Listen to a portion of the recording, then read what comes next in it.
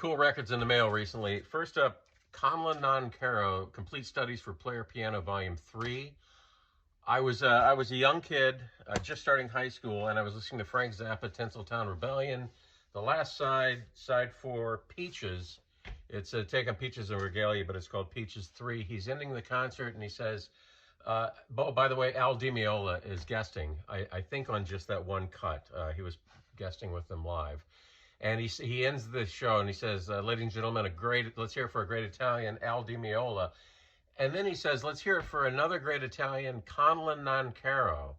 Well, I didn't know who that was, and there's no Conlon Nancarrow on this album. I know he wasn't a member of the band. There was no internet back then, so I couldn't look it up. So it took me until 1999 when I was in a Tower Records in Paramus, New Jersey, and I saw this box set, The Complete Studies for Player Piano by Conlon Nancarrow.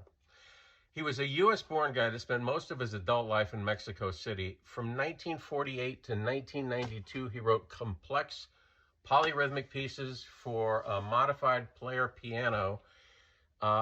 Player piano, if you don't know, it's those old-timey, old-fashioned pianos with a paper roll in the middle. They don't have anybody playing it, and the paper roll has punches on it, and the punches each indicate a key of the piano.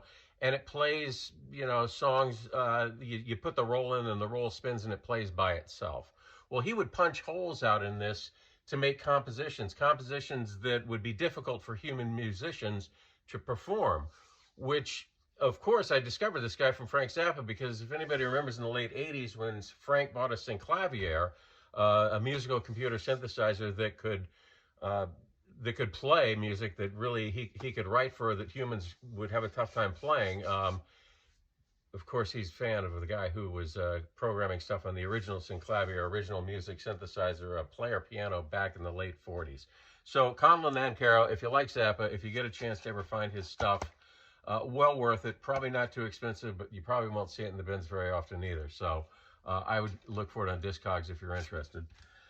Second up, boy, I love compilations, and I just discovered this new one. I was rooting through the bins, I think Soma Sounds in South Orange, and I found the Mood Mosaic. I bought it. It looked like some spy music. Henry Mancini doing The Streets of San Francisco. There's Sammy Davis Jr. Beretta's theme, and stuff like that. Somebody's doing a cover of Mission Impossible.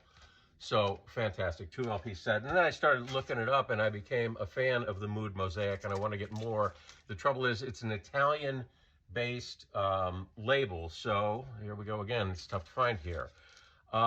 It's a series of compilations from Italy. They pop up occasionally, but not too often. Again, you're going to have to go online for these. But they feature film music, blaxploitation film music, detective themes, stuff from like vintage X-rated movies, like funky background music from that stuff, assorted soundtrack goodies, funk.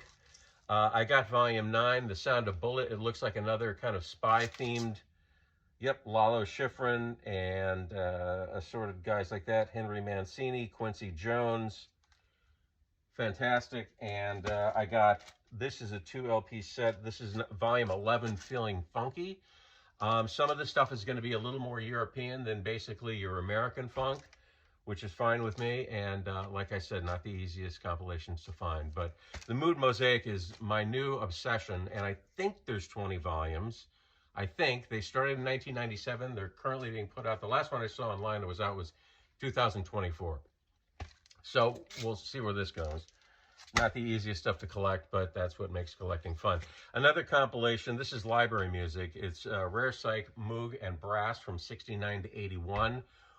Wow, this one's good. It's from the Sonatone Library, which was a German music library started in the late 60s, one of the biggest independent German music libraries, who would, have music recorded and collect to sell to film and television for incidental, uncredited music.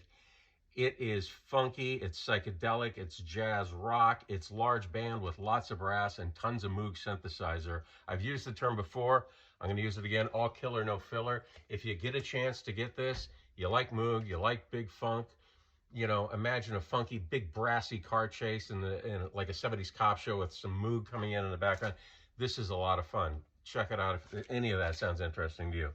And finally, the answer to my prayers.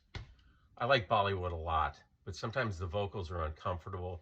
Maybe they're too campy, maybe they're not campy enough. The female vocals can be sharp and piercing sometimes, but in general, I like Bollywood. I saw this Bollywood Nuggets, Volume 2, the instrumentals.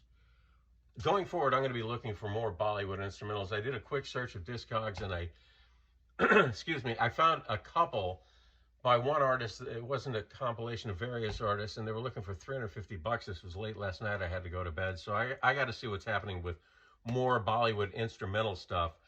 This is genius, mind-blowing Bollywood funk. I got to tell you, without the shrill, campy vocals that can be nice at times and not nice at times, this is just straight ahead Bollywood funk, balls to the wall. So, you know, good luck finding this too.